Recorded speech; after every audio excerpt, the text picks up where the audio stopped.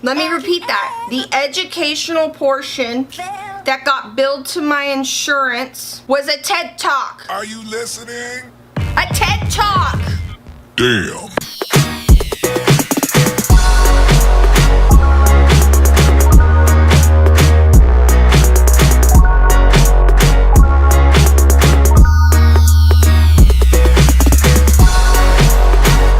Welcome back to Desert Mermaid. If you guys are new, welcome. I'm Desert Mermaid. Keisha's my name. Channel is about me trying to have a life with chronic pain. Are you guys trying to have a life? I think most of us are trying to have a life out here, just trying to live our best life, just trying to hustle out here. You know, it's hard out here for a pimp, yo, so hit the subscribe button. And also, don't forget to hit the like button because you're all wicked awesome. Yes, you're probably like, who is this lady and why is she yelling? So welcome back. So today I thought it would be kind of fun to do like a Spoonie story time. For those of you guys who don't know what a Spoonie is, I live with chronic pain, and those of us who live with a chronic pain or chronic illness, we call ourselves a Spoonie. It's based off of spoon theory. I have a video. I'll link it below. My brain fog allows me to link it below. And so we count like what energy we have for the rest of the day in spoons. So we call them spoons. Spoonie. Bam. Anyways, so hi. Yeah, that's me. Crazy and a Spoonie. So hi. Yeah, so I thought that since, you know, a lot of us who are Spoonies probably accumulate a number of these same stories that I'm about to tell you, I thought I would share Spoonie story time, the most embarrassing pain management appointment I've ever had. Pain management, for those of you who are Spoonies, most of you probably go to pain management. For those of you who don't, pain management is a world of fun, and I say that so very sarcastically. Every pain management clinic is different, but if you are someone who lives with chronic pain, you get sent to a pain management doctor. And basically it's so this doctor manages all the pain medicines you take, will find any procedures to help you with your pain, and they usually work in conjunction with the other doctors. You know, if it's a good doctor, they work in conjunction with the other doctors. This was a clinic, and they had this program where they were trying to integrate like wellness into like pain management as a conjunction. You know, they were trying to make like a whole system. So the pain management clinic I went to had a whole like program that they put their patients through, and it include things like chiropractic and acupuncture. They also managed pain medications. They would try to help facilitate things, and they would also have educational things, and yeah, educational things, you'll see. Yeah, when I rolled into this program, they had you come like once a week, which, to be honest, I don't want to go to the doctors once a week. The way this program worked is you went once a week for so many weeks, and then you went like every other week. But eventually, like, you know, like they said that you were supposed to be going less and less, but actually turned out to be more. So when you came to the clinic for those weekly meetings, you would sit in a group, and they would sit you with other patients. And I like meeting other people and stuff like that, you know, getting to, you know, meet other chronic pain patients and stuff. So they would sit us in these circles, and they would give us like name tags, and they weren't very organized, the groups with the other chronic pain patients. And I also felt really weird doing these groups, because like, honestly, when I go to the doctors, I don't really want to be visiting with, I just want to get in and out. After going to the doctors so much, I started developing a phobia of going to the doctors and anxiety. So them making me sit there with other people for once a week for weeks, yeah, we're sitting around in these groups, and they're not managed right. So there's a lot of crosstalk in these groups. And about the time a couple of years ago I was going, it was during the election, and sorry, but like, I don't think that I don't want to be having political talk while I'm at the doctor's. So there's that going on. And the other thing too is I don't want to be sitting at pain management for a couple hours too, which is what would happen. Usually they would have you sit in this group for a couple hours before they would let you go. And they would have you like in conjunction with these like little groups that they were having you do. They would also schedule like a chiropractic appointment or an acupuncture appointment or a med refill or something like that along with the groups.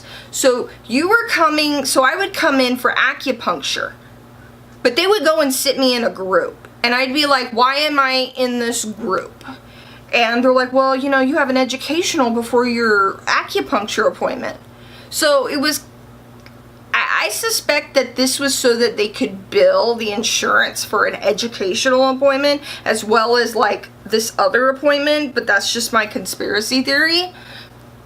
I would have to sit in the group before I could get a treatment done and stuff, which by the time I got the treatment done or something, I was like, it was just making up for the spoons or the energy that I lost while sitting there in this group.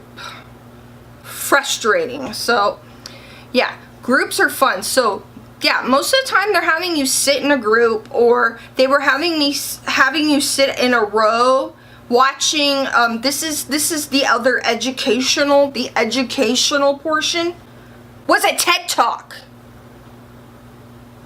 Let me repeat that. The educational portion that got billed to my insurance was a TED Talk. A TED Talk! A TED Talk! I like TED Talks, but not at pain management. Like, that's great. You could tell me about that video and I can watch it from the comfort of my own home on my own time. And that's the other thing too. These appointments were, I don't drive. I don't drive because of my chronic pain. So I have to have a family member take me to get a ride to one of these appointments or schedule one, which is not easy when you have when you're disabled with chronic pain or chronic illness. So there's that. And then they're not respectful of the time there, that my energy, and that I usually have someone who has to go back to work or is having to leave work to come pick me up. So there is that. So yeah, getting a really good picture here of the way pain management is, this pain management clinic was. So I'm going to this pain management, and the last straw, and about the time that I decided I can't come to this clinic anymore. Now, if you've been to pain management and you've been prescribed consistently pain drugs that you need a script for, narcotics, they'll drug test you. For those of you who have never been a pain patient, yes, they drug test you to make sure you're taking your meds, to make sure you're not selling your meds, to make sure you're not taking illegal stuff. Yeah, charging people's health insurances to drug test them to see if they're taking the pain drugs that they have been prescribed. I get it, there's a few bad apples in the bunch that have ruined it, but come on. And don't get me started on that having to go to the doctors once a month to get a script. And then suddenly all these articles are popping up like pain management doctors are feeling overwhelmed by all the pain, having to make appointments and fill out these scripts. Well, you know what? Your doctors are the ones who lobbied for this. I digress. Back to what I was saying. So I had been drug tested, and they try to do it randomly. And they drug tested me this one time. It was during one of these group things. So they're like, here's your cup, go pee in it, which is Already, I'm sorry, but it's kind of embarrassing to me to be in a group of people and have someone come over and go, can you pee in this in front of strangers that I don't know? And it kind of feels like it's breaking HIPAA too, but yeah, I digress. I took the test and everything, and I'm sitting there and I'm waiting to get, I was getting a med refill that day, and I'm waiting to get that. It was towards the end of the office day, but there were still patients in this office. And granted, these groups were out in the middle of a room where that you went in, and when you went into this where their program was, the pain management program was, you went in and you would check in at the check-in desk. And it was in a large room where there was the waiting, and then they would do groups off to the side in this other room, and then there was like doors where they would do like the chiropractic and, you know, the acupuncture and all that, and there was the bathroom where you'd pee in your cup for your drug test. So there's people around, and I'm sitting there. When I look back on it, the MA comes in and she's like kind of smiling, and she's like, and hands a paper. This doctor, thinking he's being a smart aleck, goes, so, you tested positive for MDMA in front of everybody. Wow. Let me repeat that. My doctor, in this open room, in a group setting, said you tested positive for ecstasy.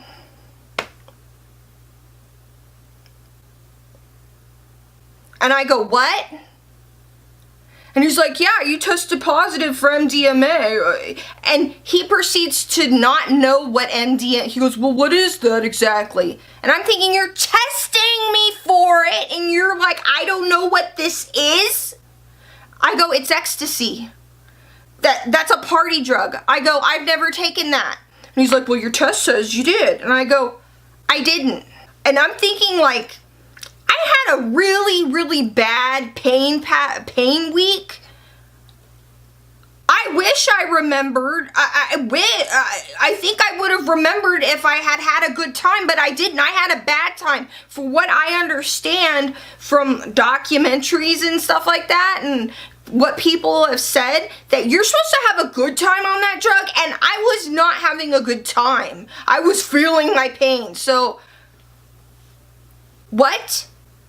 And he proceeds to start getting all giggly and goes, well, you know, if your friend or your brother or your sister came down last weekend and you partied or whatever one time, you know, that's between you.